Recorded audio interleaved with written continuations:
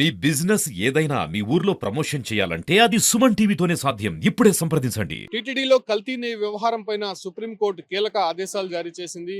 సిబిఐని ఇన్వాల్వ్ చేస్తూ కూడా ప్రత్యేకమైనటువంటి బృందాన్ని ఏర్పాటు చేయాలని చెప్పి ఇప్పటికే ఆదేశాలు జారీ చేసింది. అంటే గత 10 రోజుల నుంచి కూడా అటు సుప్రీంకోర్టులో ఈ కల్తీ నెయ్యి వ్యవహారం పైన టీటీడీ మాజీ చైర్మన్ వైవి సుబ్బారెడ్డితో పాటు మాజీ ఎంపీ సుబ్రహ్మణ్య స్వామి మరో ముగ్గురు కూడా సుప్రీంకోర్టుని ఆశ్రయించడం జరిగింది. అయితే టీటీడీ కల్తీ నెయ్యి వ్యవహారానికి సంబంధించి సమగ్రమైనటువంటి విచారణ జరపాలని చెప్పి కూడా వాళ్ళు కోరినటువంటి నేపథ్యంలోనే ఈ ఒక్క సుప్రీంకోర్టు అనేక సందర్భాలు కూడా ఈ కేసుని విచారించడం జరిగింది. అయితే గత 3 రోజుల క్రితం సుప్రీంకోర్టు చేసినటువంటి కామెంట్స్ ఒకసారి గమనిస్తే, అంటే సీఎంగా ఉన్నటువంటి చంద్రబాబు ఏ ఆధారంతో ఆయన అటువంటి వ్యాఖ్యలు చేస్తారు, కల్తీ నెయ్యి కలిసిందని చెప్పి కేవలం ఎన్డీడీబీ రిపోర్ట్ ని ఆధారంగా చేసుకుని ఎలా మాట్లాడతారనేటువంటి కామెంట్ చేసింది. దాంతోపాటు కూడా కల్తీ నెయ్యి కలిసినటువంటి లడ్డూని ల్యాబ్ కి పంపించి శాంపుల్స్ తీసుకున్నారా, లేకపోతే అక్కడ తిప్పి పంపినటువంటి ట్యాంకర్స్ నుంచి తీసుకున్నటువంటి శాంపుల్సే ల్యాబొరేటరీలో టెస్ట్ చేశారా, వీటన్నిటిపైన కూడా కొన్ని కామెంట్స్ చేసినటువంటి నేపథ్యంలోనే ఆ విచారణను 3వ తారీఖు వాయిదా వేసింది. అయితే నిన్న జరగాల్సినటువంటి విచారణ ఇవాళ ఉదయం 10:30కి మళ్ళీ సుప్రీంకోర్టు వాయిదా వేసింది. అయితే 10:30 నుంచి కూడా సుదీర్ఘంగా వాదనలు వినిపించినటువంటి సిద్ధార్థ లూథ్రా టీటీడీ తరపున ఆయన వాదనలు వినిపించారు. అయితే అక్కడ ఉన్నటువంటి కొన్ని ఎవిడెన్స్ అయితే ఆయన చూపించారు. అయితే నెయ్యి ట్యాంకర్లకు సంబంధించి దిండిగల్లో ఉన్నటువంటి ఏఆర్ డైరీస్ నుంచి తిరుమలకి రావడానికి దాదాపు 10 రోజులు సమయం ఎందుకు పట్టాల్సి వచ్చింది, ప్రతి ట్యాంకర్ వచ్చిన సమయాన్ని అదే రకంగా తేదీల్ని నిర్దేశిస్తూ కూడా ఆయన చెప్పడం జరిగింది. దాంతోపాటు కూడా నెయ్యి అడల్ట్రేషన్ జరిగిందనేటువంటి అంశాన్ని ఖచ్చితంగా ఏఆర్ డైరీస్ నుంచి వచ్చినటువంటి ట్యాంకర్స్లో 4 ట్యాంకర్స్లో కూడా అడల్ట్రేషన్ జరిగినటువంటి ఆధారాలు ఉన్నాయి కాబట్టి నేషనల్ ఏదైతే బోర్డు ఏదైతే ఉందో అది ఇచ్చినటువంటి రిపోర్ట్ ఆధారం ప్రకారము అక్కడ కల్తీ జరిగినట్టు, అంటే 19% మాత్రమే అక్కడ నెయ్యి ఉన్నట్టు, మిగతా దాదాపు 80% దాకా animal fat, fish oil, soybean oil వీటన్నిటిని కూడా అది కలిసి ఉంది. కాబట్టి ఎన్డీడీబీ ఇచ్చినటువంటి రిపోర్ట్ ఆధారంగా 4 ట్యాంకర్లలోనే అంత మేర అడల్ట్రేషన్ జరిగినప్పుడు మిగతా 4 ట్యాంకర్లని మనం వినియోగించాం కాబట్టి ఆ ట్యాంకర్లలో కూడా ఖచ్చితంగా కల్తీ నెయ్యి ఉండేటువంటి అవకాశం ఉంది అనేటువంటి ఒక డౌట్ ని రైజ్ చేశారు. దాన్ని సుప్రీంకోర్టు ఏమాత్రం కూడా సమర్థించకుండా దీనికి సంబంధించి కూడా సమగ్రమైనటువంటి విచారణ జరగాల్సినటువంటి అవసరం ఉంది.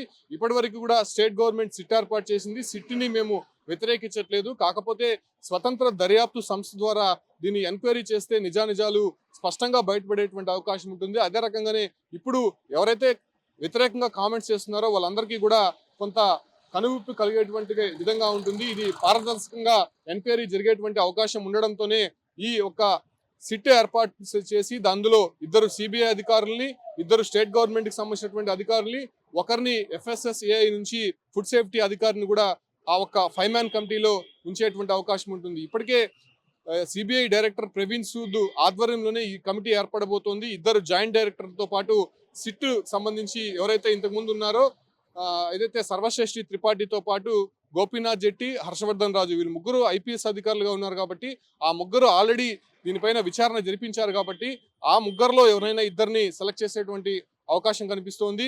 దాంతో పాటు కూడా ఈ ఒక్క విచారణకి సంబంధించి ఒక టైం బాండింగ్ ఏమీ పెట్టలేదు. ఈ ఒక్క విచారణ ఎన్ని రోజులు పడితే అన్ని రోజులు చేయాల్సిందిగా సుప్రీంకోర్టు ఆదేశాలు జారీ చేసింది. ఎందుకంటే ఒక టైం బాండింగ్ పెడితే హడావిడిగా హరీబరీగా ఈ ఎంక్వైరీ సాగుతుంది. కాబట్టి ఈ ఒక్క కోట్లాది మంది భక్తుల మనోభావాలకు సంబంధించినటువంటి కల్తీ నెయ్యి వ్యవహారానికి సంబంధించి, అదే రకంగా శ్రీవారి ప్రసాదాలకు సంబంధించి ముడిపడినటువంటి అంశం కావడంతోనే దీన్ని పారదర్శకంగా తగినంత సమయం తీసుకొని విచారించాలని చెప్పి కూడా అటు ఈ కమిటీకి ఆదేశించినటువంటి పరిస్థితి. అయితే ఈ కమిటీ తుది నివేదికను స్టేట్ గవర్నమెంట్ కి అదే రకంగా సెంట్రల్ గవర్నమెంట్ కి ఇవ్వాలని చెప్పి కూడా ఆదేశాలు జారీ చేసింది. ముఖ్యంగా సెంట్రల్ గవర్నమెంట్ కి ఈ ఒక తుది నివేదికను ఇస్తే గవర్నమెంట్ ఎటువంటి చర్యలు తీసుకోబోతుందో అటు నుంచి కోర్టులో అప్పీల్ అయ్యేటువంటి కేసులకు సంబంధించి తదుపరి విచారణ చేస్తామని చెప్పి కూడా సుప్రీంకోర్టు ఆదేశాలు జారీ చేసింది. అయితే సుప్రీంకోర్టు ఆదేశాలను అనుసరిస్తూనే ఇక్కడ ఏఆర్ డైరీస్కి సంబంధించి కూడా స్పందించిందని చెప్పుకోవచ్చు. ఏఆర్ డైరీస్కి సంబంధించి ఇప్పటికే సెంట్రల్ గవర్నమెంట్కి సంబంధించినటువంటి ఫుడ్ సేఫ్టీ అధికారులు కూడా ఆ ఒక్క దిండిగల్లో ఉన్నటువంటి ఏఆర్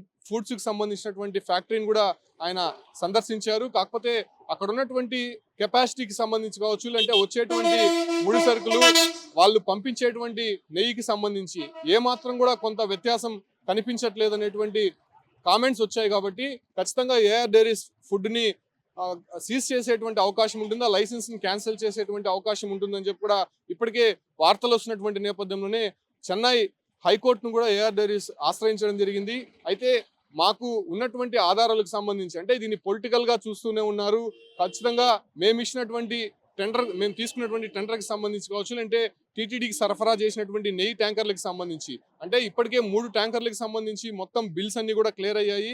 దాంతో పాటు కూడా మేము పంపించినటువంటి నెయ్యి ట్యాంకర్స్ అడల్ట్రేషన్ జరిగినట్టు కేవలం ఎన్డీటీబీ ఇచ్చినటువంటి ల్యాబ్ రిపోర్ట్ ని ఆధారంగా చేసుకుని ఎలా చెప్తారు?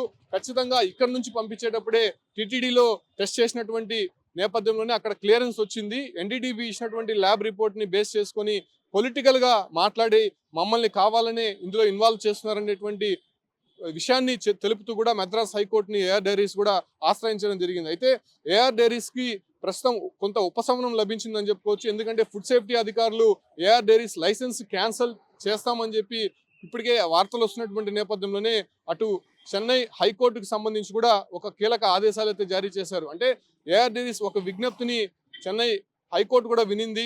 ఎందుకంటే కొన్ని రోజులు మాకు సమయం ఇవ్వాలి, మేము కొంత డాక్యుమెంటేషన్ అనేది ప్రిపేర్ చేస్తున్నాము, డాక్యుమెంటేషన్ ఇచ్చేంత వరకు కొంత సమయం ఇస్తే ఆ తర్వాత మేమేంటో ప్రూవ్ చేసుకుంటాం, అక్కడ జరిగినటువంటి ట్రాన్సాక్షన్స్ కావచ్చు, అంటే తీసుకున్నటువంటి టెండర్ విధంగా మేము సప్లై చేసినటువంటి నెయ్యికి సంబంధించి కూడా పూర్తి వివరాలు మీ ముందు ఉంచుతామని చెప్పి కూడా చెన్నై హైకోర్టుని ఏఆర్ డైరీస్ ఆశ్రయించినటువంటి నేపథ్యంలోనే ఖచ్చితంగా దానికి సంబంధించి కూడా కొంత సమయం ఇవ్వాలని చెప్పి కూడా అటు మద్రాస్ హైకోర్టు కేంద్ర అధికారులకు కూడా సూచించినటువంటి నేపథ్యంలోనే కొంత ఉపశమనం అయితే ఏఆర్ డైరీస్ కి లభించిందని చెప్పుకోవచ్చు. అయితే ప్రస్తుతం సుప్రీంకోర్టు ఏర్పాటు చేసినటువంటి 5 మ్యాన్ కమిటీకి సంబంధించి రేపటి లోపల ఈ ఒక 5 మ్యాన్ కమిటీ ఏర్పాటు కాబోతోంది కాబట్టి ఇన్వెస్టిగేషన్ ఎలా సాగబోతుందో అనేటువంటి ఉత్కంఠ మాత్రం అందరిలో కనిపిస్తూ ఉంది. ఎందుకంటే ఇప్పటికే సిట్టు విచారణ దాదాపు 3 రోజుల పాటు తిరుపతి తిరుమలలో తిరిగి మరీ చేసింది. అయితే వాళ్ళు విచారించినటువంటి అంశాలు కానీ లేకపోతే టీటీడీ దగ్గర నుంచి తీసుకున్నటువంటి డాక్యుమెంటేషన్ కి సంబంధించి కూడా పూర్తిగా రేపు 5 మ్యాన్ కమిటీ ముందు ఉంచబోతున్నారు. వాళ్ళందరూ కూడా మళ్ళీ ఒకసారి సమావేశం అయ్యి దీనిపైన మళ్ళీ ఎలా ఇన్వెస్టిగేషన్ చేయాలి, మొదటి నుంచి ఇన్వెస్టిగేషన్ స్టార్ట్ చేయాలా, లేకపోతే ఇప్పటివరకు ఉన్నటువంటి ఆధారాల నేపథ్యంలోనే అక్కడి నుంచి మళ్ళీ కంటిన్యూ చేయాలా అనే దానిపైన కూడా ఒక నిర్ణయం తీసుకోబోతున్నారు. అయితే ఇవాళ సుప్రీంకోర్టు ఇచ్చినటువంటి ఆదేశాల మేరకు అటు వైఎస్ఆర్సీపీ నేతలు కూడా కొంత కామెంట్స్ అయితే చేస్తున్నారు. ఇది నిన్న పవన్ కళ్యాణ్ చేసినటువంటి వ్యాఖ్యలకి సంబంధించి అంటే టీటీడీ లడ్డులకు సంబంధించి దాదాపు 1,00,000 లడ్డులు అయోధ్య రామ మందిర నిర్మాణానికి సంబంధించినటువంటి రోజున టీటీడీ నుంచి వెళ్ళాయి. సో అందులో కూడా అడల్ట్రేషన్ కి సంబంధించినటువంటి నెయ్యి వాడారు కాబట్టి అక్కడ కూడా అపచారం జరిగిందనేటువంటి కామెంట్స్ పవన్ కళ్యాణ్ చేయడంతో ఒక అంశం మాత్రం కొంత ఆందోళన కలిగించేటువంటి పరిస్థితి కనిపించింది. అటు నార్త్ సైడ్ ఉన్నటువంటి వాళ్ళందరూ కూడా మేము కల్తీ నెయ్యి కలిగినటువంటి లడ్డూలు స్వీకరించామా, తిన్నామా అనేటువంటి వాళ్ళు ఆందోళన అయితే వ్యక్తం చేశారు. దాంతో పాటు కూడా అడల్ట్రేషన్ జరిగినటువంటి నెయ్యికి సంబంధించి స్వామివారి కైంకర్యాలకు సంబంధించినటువంటి ప్రసాదాల్లో కూడా వినియోగించారని చెప్పి అటు సీఎం చెప్పారు, నిన్న పవన్ కళ్యాణ్ కూడా చెప్పడం జరిగింది. దాంతో పాటు కూడా సనాతన ధర్మానికి సంబంధించి కావచ్చు, లేదంటే హైందవ ధర్మానికి సంబంధించినటువంటి ఆలయాలపైన దాడులు జరగడము, ఇలా కల్తీ నెయ్యి వాడకాలు, అదే రకంగానే ఒక బిజినెస్ సెంటర్స్ గా హిందూ దేవాలయాల్ని చూస్తున్నారు. దీనిపైన న్యాయస్థానాలు కూడా కొంత పాజిటివ్ గా స్పందించడం లేదు. కొంతమంది వ్యక్తులు దాన్ని కొంత వాళ్ళ స్వలాభం కోసం ట్వీట్లు చేయడము, కామెంట్లు చేయడం తప్ప ఇతర మతాలపైన చేసినటువంటి కామెంట్స్ కి ఎవరు కూడా స్పందించరు. అయితే హైందవ ధర్మానికి హిందూ ధర్మానికి చేసినటువంటి కామెంట్స్ పైనే పొలిటికల్ లీడర్లు కావచ్చు, అంటే న్యాయస్థానాలు కూడా గట్టిగా స్పందిస్తాయి, దానికి వ్యతిరేకంగానే మాట్లాడుతున్నాయి.